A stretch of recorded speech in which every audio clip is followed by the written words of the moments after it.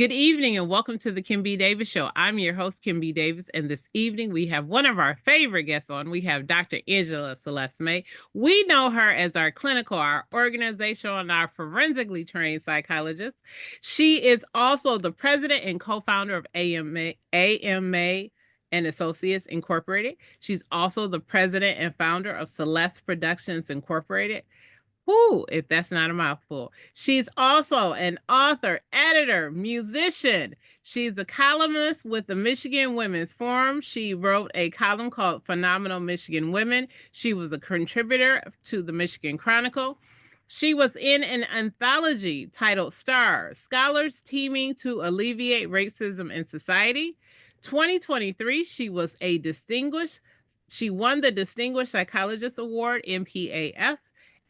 And this year, she is the first, count it, y'all, first Black chair-elect of the Michigan Health Council Trustee Board. It is 82-year history. We just still making first in 2025. But congratulations, Dr. Angela. We are so happy that you are here with us. Welcome to the show.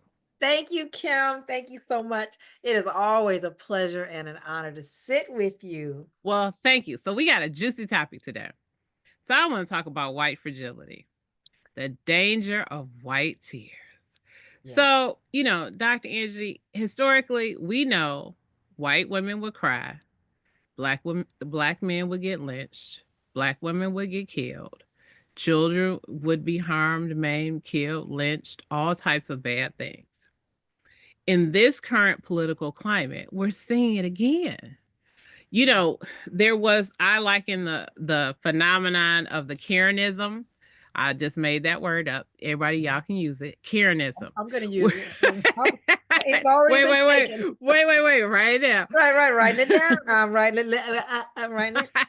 I got it. So these men and women, I don't know what we call white men who do it, but I think they're Kevins. Are they Kevins? I think that's the term. And I feel sorry for the Kevins because, there are some wonderful ones out there. Yes. There are. Yeah. However, you have so many stories of somebody going to their home doing something ordinary. I'm picking up an Amazon package off my porch because I just came from a walk and I'm using my key to open my door. And a Karen comes out. What are you doing? Why are you at that house? And you're like, dude, I've lived here for 5 years. Who are you? Mm-hmm. There was the lady on social media who was talking about this white woman, and she shared her story. She said, I came home from a walk because I needed to take a walk to clear my head for whatever reason. She was minding her own business. Amazon, UPS, somebody had dropped a package on her porch. She picked it up. This woman who claimed that she did not know her, as this black woman said, but she ain't never spoke to me. So, I didn't speak to her. I let it go. Mm-hmm. Is arguing with her, talking about, this is not, you don't live here. What are you doing? I'm calling the police. She said, call the police. She said, call them. And so the lady went to grab it and she said, you touched me, I'm pressing assault charges. So thankfully, she had a Ring camera that caught the whole interaction on tape. Mm-hmm. The police came. She was able to show them. They were like, ma'am, this is her house. She lives here, whatever. We see time and time again white women blocking people from going into apartment buildings, restaurants, or you're sitting someplace. Well, why are you here? Who are you? Or I don't want my kids playing here. Well, take your kids someplace else. Mm-hmm. It's not an issue. Go where you want to go. We're here. We're not leaving. Mm-hmm. And we have this attack on DEIB, diversity, equity, inclusion, and belonging. Sorry, I had a brain fart. Okay. And you have white women who are going around complaining and crying, oh, it's so unfair. They're taking away our opportunities. When in fact, let's be real. Mm-hmm. Y'all, this is my show, the Kim B. Davis Show. Yes, you're seeing a whole little spicy, as some people have been calling me, spicy Kim B. Davis. Okay, so you seeing it. The most educated class in America, the United States of America, are Black women. That's right. Black women hold more master's degrees than any other ethnicity. Number two, the majority of PhDs are held by Black people, men and women equally. So when we walk into workspaces or we walk into any space that is predominantly white, we are often judged first by our skin color. And for all those who are watching who say they don't see color, you come talk to me. Come talk to me and I will give you some information because you do see color. Absolutely. You just don't want to because you're being a passive racist. That is exactly what you are being. Thirdly, when Black women excel in the workplace, in class, in settings where they're not expected to, sciences, math, fashion, art, whatever is a traditionally considered a male profession or some type of arena, and women begin to excel, especially in sports, they talk about you. White people will say, "Oh, they just got that because they're a DEI." Well, as I told one of my good girlfriends, and she's gonna be mad at me because I'm sharing her story. I won't say her name. She has an MBA. She's got 12 years of experience. She's raised hundreds of millions of dollars. And we were discussing, and she said, "But if I go anywhere," I said, "they're gonna call you a DEI hire. You can't get around it." I said, "Because a DEI hire simply means they want to negate who you are. You have an MBA. You didn't get that because somebody said, 'Oh, we need 5 Black people in this class. Y'all go outside in the hallway and see if anybody standing outside.' Okay, little lady, you come on down here. You come on in this class." No, you earned your way into that class. Your grades supported it. You applied. You got in on your own muster, not because somebody called in a favor, not because you were a legacy like so many other people, not because there was some quota that said, "Oh, we got to have so many Black people." No, you got in because you were supposed to get in because you worked hard. You are considered a DEI hire because you raised millions of dollars. Now, people will sit there and say, "Well, they probably just gave it to you because, you a cute girl. And, we saw you and we just said, well, give her some money. So maybe she'll leave us alone or maybe she'll keep talking to us." Something stupid. Something stupid. And then you go back to, well, she got her bachelor's degree. She had to work hard to get that. She had to work hard in high school so that she could get to a good quality college. That's right. This is someone who I adore and has been working for a very long time. Who, when she walks into a situation, and we joke, I always say, "You got it. I don't need to do nothing. What you need? You need something?" No, because we know you got it. Because you can manage and talk to people and do all the things that need to be done. I say that because I hear it's on the rise again. A lot of Black women are talking about the harassment, the isolation, the anger that they feel being in offices, because now that the Republican-led administration is in, and all of the foolishness that we've seen from the executive orders to the illegal immigrant running around in everybody's payment systems with his child up on his shoulder like he's a personal shield, telling everybody what to do, to his child sitting with the president on national television, telling him, "Get up out my daddy's chair," basically. "Get up out this chair. You know you're not the president. Why he picking his nose?" Dr. Angie, you couldn't get away with picking your nose because your mama told you we don't do that in public, right? No, I'm just saying. I'm just saying. There are certain behaviors and decorum that we hold and that we do. I see none of that here. But want to get back to my question because I gotta get off my soapbox.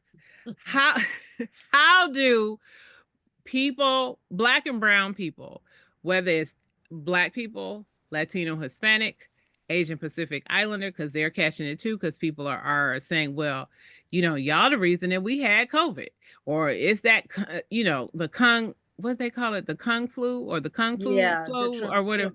Yes. Yes. I mean, it's terrible. I'm not making fun of it.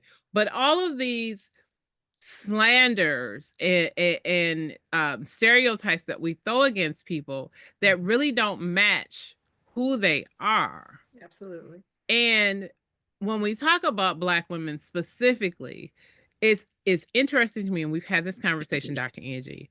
Vice President Kamala Harris, Mhm, who's been in almost every position in government, attorney, brilliant, mhm, no real scandals, all these things, and she was rejected. Why? Because she was a woman. mhm, Not because she was a former senator and nobody liked her, not because she was a former attorney general, not because she was a former prosecutor or attorney. No, you did not want her because she was a black woman. mhm, And so for her, it was a double curse. It was you're a woman and you're black. Oh, absolutely not. We already went through President Barack Obama. We're not having another black person. And God forbid, let it be a black woman. Oh, no. We'll mhm. never get the country back. I digress. But do you really though? I don't think you're digressing. I think you are right on point. I think you're going right down the road to tonight's subject that you have I, chosen. Yes. I have. Dr. Angie, I work in a predominantly white institution. I see it. I hear it. I hear the untoward things that people now say out loud that they would not have said before. Mhm, They are very comfortable, very open, and very blunt. mhm, How do black and brown people protect themselves from that? Because that is heavy, because you go to work for 8 hours a day or whatever your role is. You mhm, are working with people who probably don't like you, don't respect you, don't care about you, but mhm, yet you still have to show up, provide the service that you're being paid for, mhm, and still put on a smile. mhm. But there are people that are crying, saying, she's being mean to me. She's that angry black woman. What am I doing wrong? Sorry. Ah, yes. Go ahead, Dr. Yes. Angie. Enlighten us, please. Enlighten us. Yes, I'm on Oh a my goodness. tangent this day. Yes. Well, we are in tangent times, so it's all appropriate as far as I can see. Yeah, you're absolutely right. These things, everything that you said, are all of what is happening, and it is getting worse. As far as people's comfort level, just like Mhm. you're saying, people warned about this. We saw Mhm. little glimpses of it the first time around with this particular person at the top Mhm. of the Republican ticket the first time Mhm. around. People feeling more emboldened, like you said, saying more of that stuff out loud. And now, as they say, it's kind of like on steroids here, and people are feeling even more so. Um, well, okay, so I want to address both why this is happening as well as how we protect ourselves, like you said. Mhm. So the why, I would say that getting more clarity into the why will help towards the protection, self-protection. So I hear it just like you hear it. I hear it all the time. I hear people Mhm. say this, and the frustration from black women and black men, but definitely from black women hearing this. W- And I always have a similar thought and reaction response, whether it's internal or whether I say it out loud. When I hear people, the black folks in their frustration, especially black women, say, why do they hate us? What is it? Right. What is the problem? And I always have this internal, like I said, response. And that is, and sometimes I say it out loud, and that is yes, there are folks who hate us for sure. Mhm. But I don't see the hatred first. I see the Okay. hatred as symptomatic. Okay. What I see is particularly because you're titling this episode with fragility, right? I Yes. see it as an enormous amount of feeling threatened and, dare I say, jealous. So That's it. that's That's that, it. that's what I that is what I say. Mhm. Mhm. The anger, the vehemence, the sense of entitlement, all of that. If you really are secure, like you really know who you are, you're Mhm. really comfortable in who you are, so and so across the street can do whatever Susie Q would like. And I may look at it and maybe she's doing something fantastic. And because I'm let's check it out, secure, Yes. I can let Susie Q do her thing, and I'll be like, oh, you like, go ahead, girl. Nah, wonderful. Because in my security, I'm not threatened by you doing your thing and being amazing, Absolutely. because your being amazing is not stopping my amazingness. Right. We're just two amazing people. Matter of fact, I am so secure. Word of the day. Word of the day. I'm so secure in who I am and what I am because Mhm. what we're talking about in terms of that fragility is it's an identity crisis. Mhm. I'm so secure in who I am that I maybe I could learn something from what she's doing. Absolutely. That's what secure people do. Mhm. Secure. Now, what do insecure people do? Yes. What do Please they so. do? What do they do? Well, the idea of security, be it security, feeling secure, insecure, has to do with how we could say how well grounded we feel in our own skin, in our own identity, how much of a grasp we have on who we are as people. There's a lot that goes into that security, that feeling of security. Many people get their sense of security from their legacy, their lineage, their spiritual experiences and what has been handed down, as well as their own experiences and how they've grown. It comes from lots of Mhm. things. It can be fed from lots of Yes. Yes. and the same is true for insecurity. So now insecurity, what does that look like? Insecurity, if it's the opposite of security, then I am not feeling secure. I'm not feeling grounded. I am not feeling comfortable in my own skin. I feel uncomfortable. I feel that what Joe Bob across the street is doing is going to get in the way and what stop me, hinder me, get in the way of my ability to go forward. Um, we could sprinkle in words like strengths and weaknesses. Mhm. A strength could be maybe not defined as, but an example of interpersonal strength Mhm. could be that I can hold on. I have the strength to hold on to the end journey despite what you're doing. Mhm. Insecurity looks like I am not sure of who I am. Now it can be okay to not be sure who you are because that's a Mhm. part of growing. That's all part of it. But when you are so not only not sure of who you are, uncomfortable about some of the truths about who you are, and dare I add, not mature enough yet to grapple with those things such that you could actually grow in on your journey if you're not Mhm. secure and mature enough yet to do that because that requires honesty, Yes. self-reflection, looking Mhm. in the mirror, vulnerability, like admitting some mistakes and some things that are kind of ugly. All of that requires strength and maturity. If you're not there yet, if you're too immature and you're not ready to do those things, Mhm. then some options might be some unhealthy options and responses might be, since I am not willing to look inward, I'm going to point the finger outward. Mhm. It's you people. You're the problem because Mhm. I'm not mature enough to take responsibility for maybe Mhm. some things that I need to grow in. So Mhm. when we're immature and we're not yet ready to do that, and we're insecure and not grounded in who we are or ready to actually take a growth journey, then we see what we're saying. Scapegoating. It's as old as humanity. It's as old as oldest time to scapegoat, point the finger at somebody else. You're the problem. You're getting in my way. It's all of those kinds of things.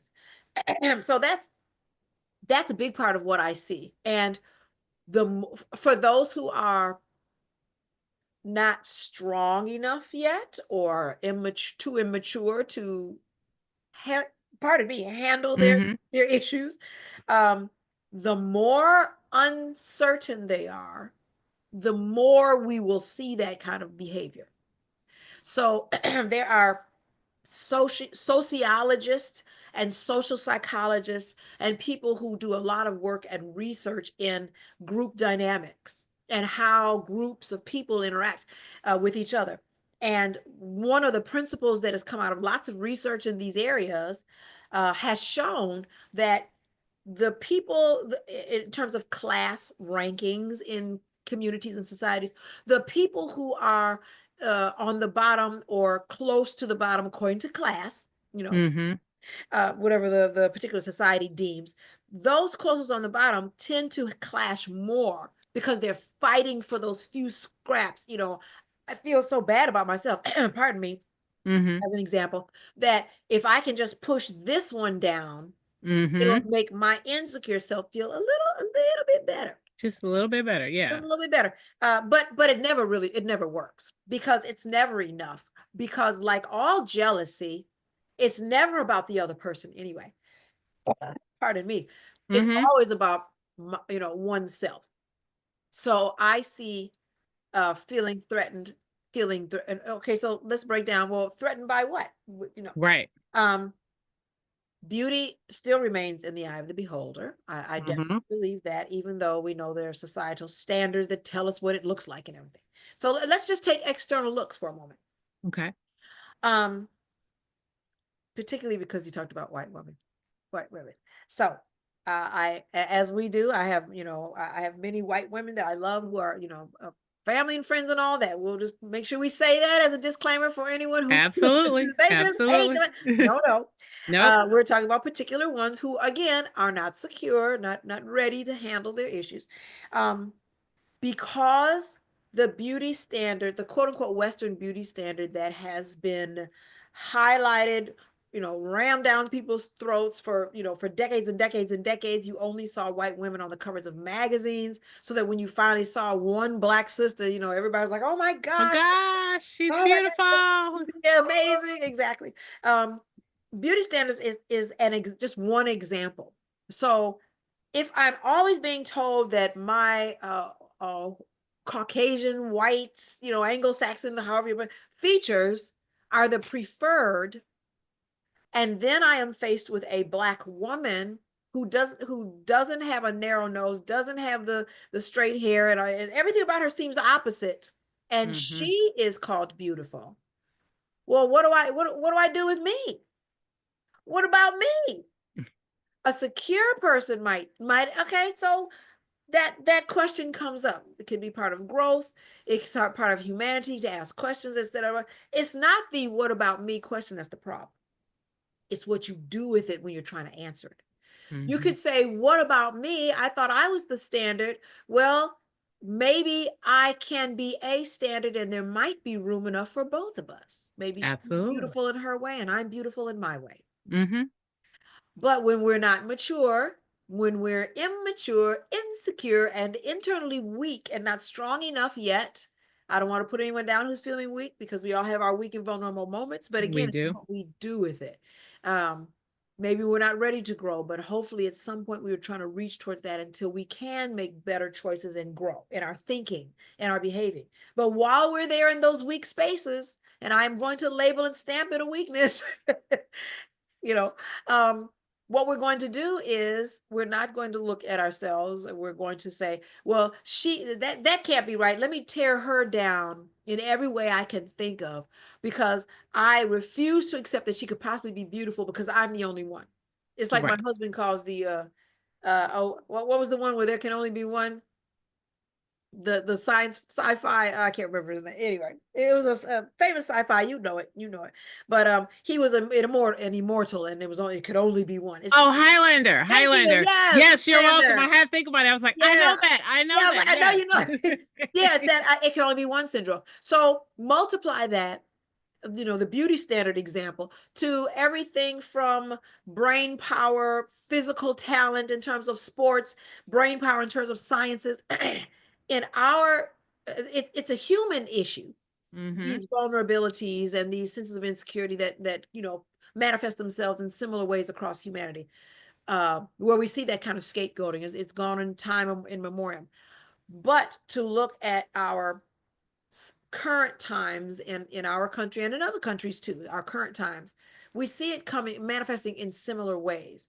I need that person or them to be the bad guy, so I'm going to demonize them in every way I can think of, Mhm. because they frighten me, they scare me, they threaten me, when they're not doing anything to threaten me. They're literally Absolutely. just sitting on the side of that building sipping coffee. That's all they're doing. Minding their business. And then Minding their business. someone comes and shouts at them, "Why are you here?" And you're like, "I'm reading my book." I'm reading my hymn. Black people don't read.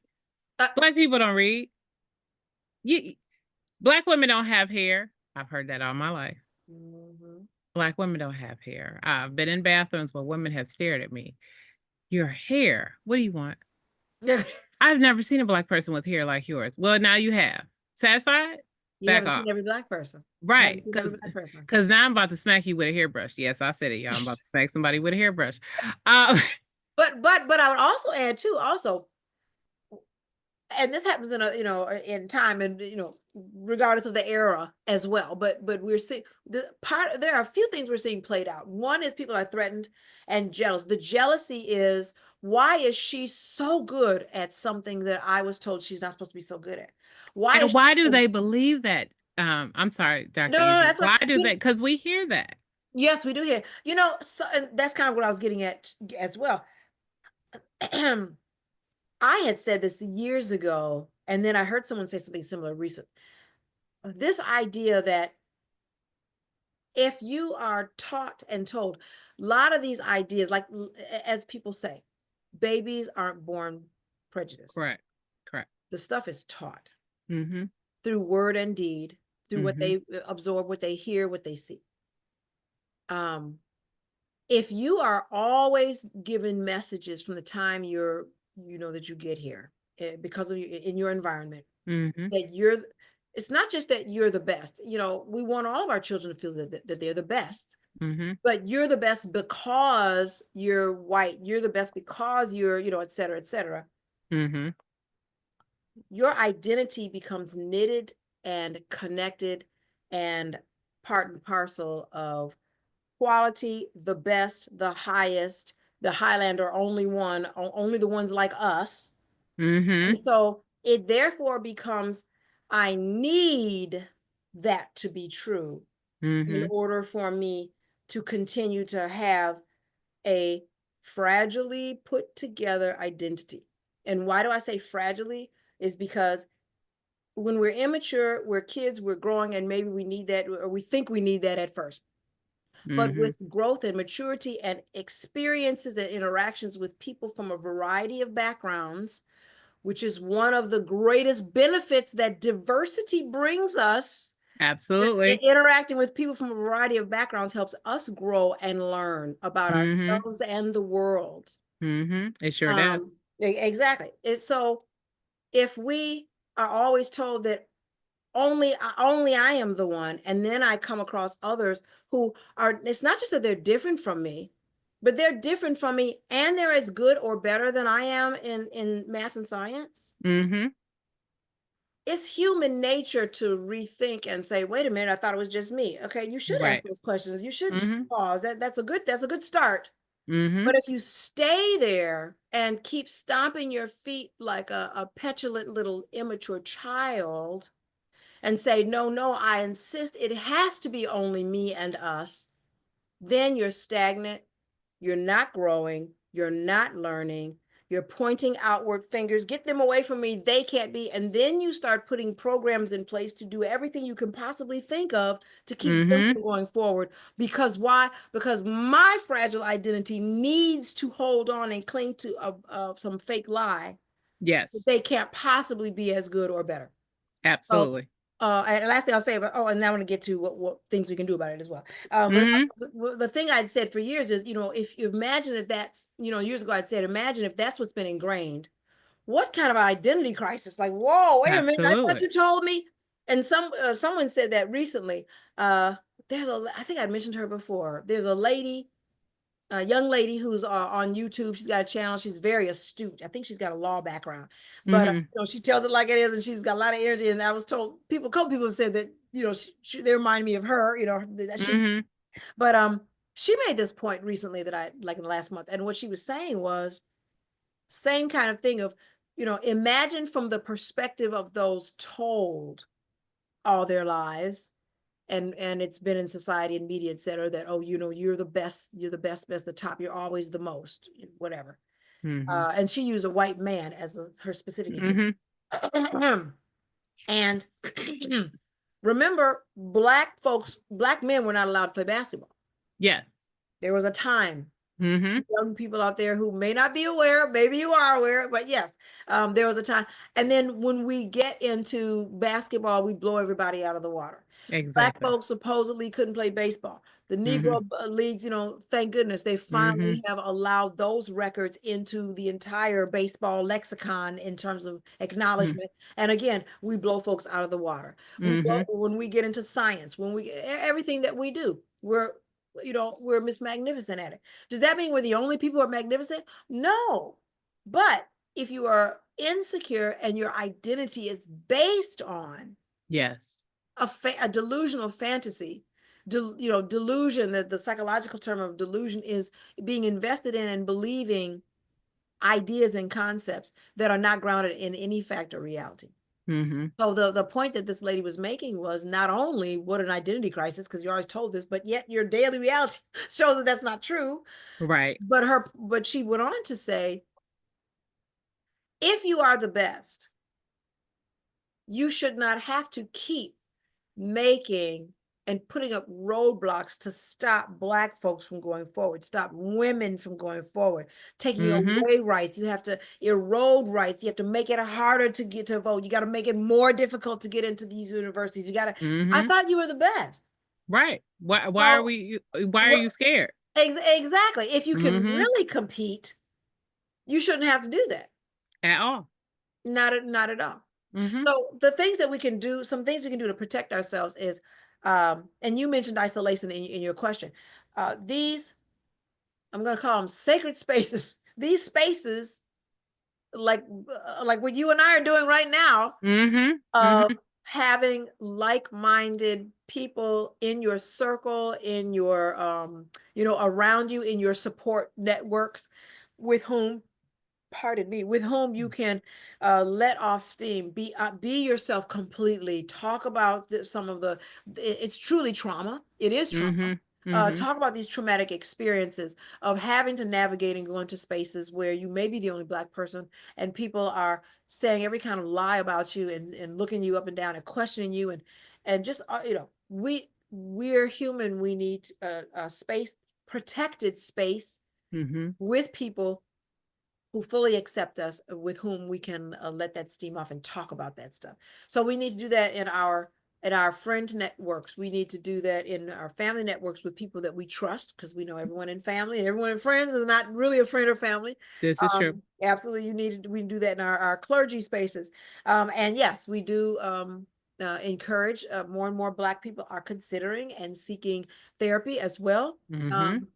And it's the same thing, every therapist is not created equal. Every therapist is not the best person for everyone. So find someone, if that can be an option also, and a very helpful option. Someone with whom you can not only get these things off of your chest, but start to help problem solving. So number one is make sure and make it be purposeful. And that's important. Be purposeful about making time with, Mm-hmm. if it's just one other person or two people, whatever it is, if it's just on the phone because they're in Florida and you're in Michigan, or whatever the case, make time for those conversations, to just let that because it's important to talk about this stuff. So Mm-hmm. that's one thing.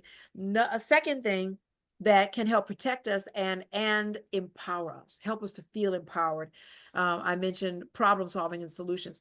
There are so many organizations and groups, grassroots organizations, all around our country and in other countries as well, that are Mm-hmm. doing work, maybe in secret, maybe they're on the internet, whatever, where they gather and talk about solutions. How do we fight back?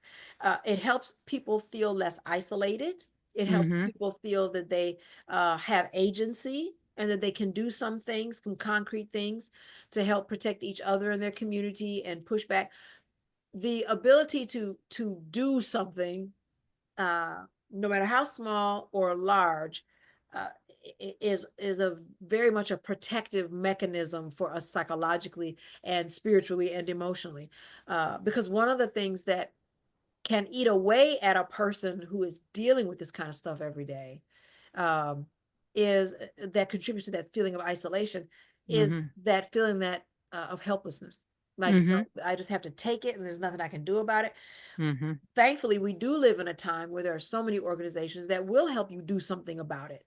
Whether it's NAACP or Urban League or AS, what is it, AFL-CIO, no, right, or right? Or sorority, ACLU, yeah, ACLU, yeah. Thank you. yes, Thank you. Yeah, all of those. Your neighborhood organization, just places where you can gather, and even if it's I shouldn't say even if, because it's important. School board stuff. Get on your school board. Whatever, attend meetings where your voice can be heard, where you can push back, where you can problem solve and figure out ways to strengthen each other in whatever small or large groups that you can. These things do make a difference. So those two things I think are very, very important. And then also, I've said this before, I'll say it again, reminding ourselves, reading the stories, reminding us that we've been here before. We have done these things before, like folks were saying when we were coming into this present administration. We've been here before, you know, and there can be some protection, some relief in that, because those who came before us and fought the good fight, their tenacity, those stories, what they got done, that we've all benefited from as generations coming after. It's a reminder that though things are difficult and though things may take time, these things are effective. And I know it's frustrating for people also, because it feels like, we've moved ahead and here we are back again. Here we are back again. It's true what President Barack Obama and others have said, democracy particularly, and just community in general, just community in which you have some dignity and you don't face with this stuff. It's an ongoing work. It's a day-to-day work, and it's a generational work. Those who actually believe this stuff, to your question, why do people believe this? There are people who really believe it. There are a lot of people who don't believe it. I have to say, to be fair, there before the grace of God, there are some lies that are just tasty little morsels. They're just tasty, no, good and well, that stuff is not true. And we all have our own version of that. And, I'm gonna tell myself why I need 4 biscuits. I'm gonna come up with 4 with slabs of butter on everyone. I'm gonna tell myself some story about that, and then just deal with it later. And some syrup. I don't even eat that, but that's my husband. But I will tell you, so I'll give you my example. Give me 4 good, nice, warm, buttery croissants, drizzled in butter, just flaky soft. Yeah. Or, you go to a really nice restaurant and they give you that really good bread. It's all warm and it's sliced. And you just take the butter and you just put a little bit over it and you eat some and you're like, oh, this is so good. I'm not going to have it anymore. Next thing you know, you done had 4 slices. And then your meal comes and you're like, oh, I'm kind of full right now because I had so much bread. Exactly. And you kind of numb out. I call it my biscuit coma. Like you just numb out and you come back to yourself. So we knew when we sat down that if we did eat that whole basket or most of it, it's going to have some consequences. Exactly. So, again, I do think that, and I'm a witness to, and it is important to, as much as possible, see the humanity in our enemies. The people do stuff for a reason. Yes, they can seem the most illogical, whatever, but the trying to at least understand. Some things are just very difficult to understand. They just really are. They're just too cool. Just all the rest. But Satan has a lie for each one of us. Satan has a lie for each one of us. And what did Jesus say? You're supposed to turn the cheek. Turn the cheek. Am I only supposed to turn it 7 times? No, 7 times. 7 times 70. 70. 70 times. That's right. That is right. Because the truth is, no one gets away. It looks like it. Looks like they do. No one gets away. And I do use Trump as an example. Someone in the political realm was making this point, was asking this question, kind of a rhetorical question. When is it enough? It's never enough, because he's never happy. Right. He's never satisfied. Always angry. Always seeking, that validation, because the insecurity is so deep. It's within. Yes. It's within. And there are not enough billions and trillions of dollars. That's not fixing it. Mm-mm. If it's not fixing it now, it's not gonna fix that. It's gonna It's come. never gonna That's fix got to it. come from someplace else. Exactly. So Mm-hmm. no, I know it's painful. It looks like folks are getting away with stuff. Folks aren't really getting away like people think that they are. But in the meantime, be in community, be in network, share with each other, get it off your chest, problem solve, remind each other of your value. Folks are jealous because you're not typically jealous of somebody who's not magnificent. Yes. We're gorgeous, we're amazing, we're Say it again for the magnificent, people we're in the back. Say it again for all the our people. rainbow shades, all of it's amazing.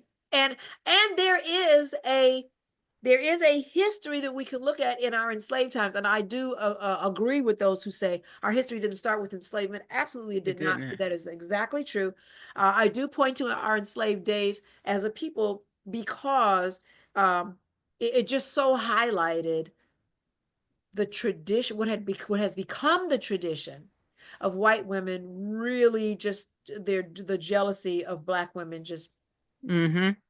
on steroids, so to speak. Yes, absolutely. Always trying Absolutely. to cover us, always trying to tap us down, because white men just look like they just couldn't keep hands off the Black of the berry, basically. And it's true. And they knew it and they watched it and They knew and it. didn't do All of anything. Didn't do all it. of that, yes. Yeah. Mm-hmm. So yeah, so yeah, problem solve. Join if you can join something. If you can't join with another person. The two of you talk about. Call your congresswoman. Mm-hmm. That that goes a longer way than people think. Yes, it Call does. that congresswoman. Call that. There are things that we can all do, and you'll be doing something. But Mm-hmm. remind yourself that you are magnificent. And there's a reason to just can't stand you. There's a reason to not stand because you're amazing. Thank you, Dr. Angie. That is a perfect way to end this podcast. That is. Everyone, you are amazing and magnificent. Sure are. So thank you, Dr. Angie, for being here. Before we get out of here, tell us how we can find you, how we can follow you on social media, and what you have coming up next. Thank you for asking. You can find me on Facebook and Instagram and YouTube. All of them are Angela Celeste May. I put this Dr. Angela Celeste May for my music Facebook page. Um, and I also have a Instagram and a Facebook with my sister, who is my business partner in AMA and Associates Incorporated, in our counseling, consulting, and coaching company. So you can find us at AMA Associates on Instagram and Facebook. And you can also go to amaassociates.com, to our website, which we're continuing to update and add some things. But yes, look us up in all of those places. What else? You can reach out to me at Celeste, which is my middle name, which you can see on the screen. Celeste, and then MUS, which is short for music, the number 1 at AOL.com, if you want to reach out in terms of music lessons or bookings, etc. So that and I'm also on LinkedIn as well, LinkedIn and reverbnation.com. So I'm in all those places. You can go to reverbnation.com/Angela Celeste May if you want to listen to and purchase music from my 2 albums. You can also go to iTunes for my 2 albums as well. My book, which, yes, I remembered to have it with me. Tattered on the side. Yes. So it's Freedom. What is the experience of living without negative self-imposed limitations? You can find this at barnesandnoble.com. You can also find it at xlibris.com. And if you type in that title or type in my name and Freedom, you'll find it in lots of other bookstores as well. We are boycotting Amazon, so I have not yet removed my book from there, but I will be doing that as well. So I'm not mentioning them at this time for where you can find it. But yeah, do look me up and check me out. Musically, if you're in the Detroit area, I do teach piano and voice. And I have it written in front of me, so I have locations for performances coming up. If you are in these areas, I was ready. Kim helped me get ready, like have it in front of me. So March 29th, I will be performing, and as will my brother. He'll be drumming, and a group of us with the Heather Buchanan Project. We will be at the Jolliffe Theater Epic Center in Kalamazoo, Michigan, and that's March 29th. On April 12th, we will be performing Come See Me, Hear Me Sing, Hear Us Play at the Artist Theater in Times Square in New York. And that's, like I said, that's April 12th. it looks like we're going to be performing while we're there in New York on April 11th as well, but we don't have a Nice. location yet. Yep, so we're going to do Okay. that. And May 18th, we will be performing at the World War One National Museum in Kansas City, Missouri. Nice. If you're there, and we're adding a few more dates as well. So that's what we have at this time. So thank you. Con Congratulations. That's exciting, Yeah, Dr. Angie. yeah, looking forward to it. Wonderful, wonderful. Thank you again for being with us. We know that next month you will have another exciting topic where you're going to teach us some good things, and we can't wait to see and hear you again. Thank you. Thank you guys for tuning in. I know this episode, you probably like, wait, is this the Kim B. Davis that we know? Yes, this is the Kim B. Davis that you know. You know that you can see this show on YouTube, and it's youtube.com/Kimberly Bachelor Davis.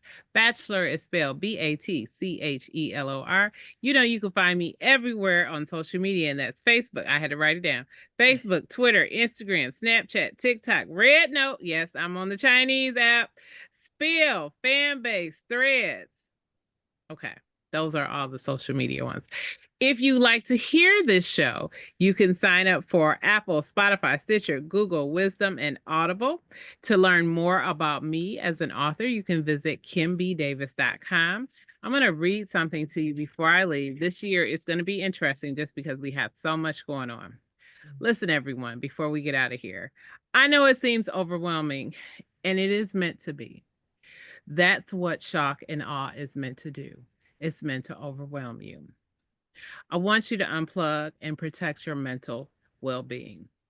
If you are paying attention, much of the executive orders have been drawn up to hurt people and denigrate their spirits and their minds. Don't let that get into your spirit, because that's what it is. It's a spirit. This isn't about physical, this is about fighting spirits. This is a spiritual war, and the demons are set loose in the form of mediocre billionaires. Guys, we got to stop worshiping money. Yes, the Bible says money answereth all things, but it is the love and pursuit of money that is the downfall. And as Dr. Angie said earlier, the man that sits in the Oval Office, he can't get enough money. He can't get enough validation. He can't get enough of anything, along with all the cohorts that are around him. If you look at them, all they're doing, everything that they do is based around money. When is enough enough? That is mediocrity. That is not excellence.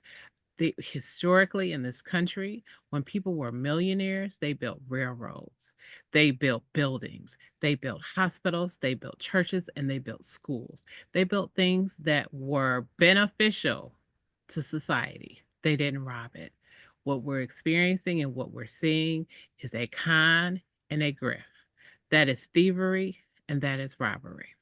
We're going to continue to talk about this as we go on throughout the year. God bless each and every one of you. I hope that you are doing well. Take care of your mental spirit. And as always, remember, be magnificent. See you on the next episode.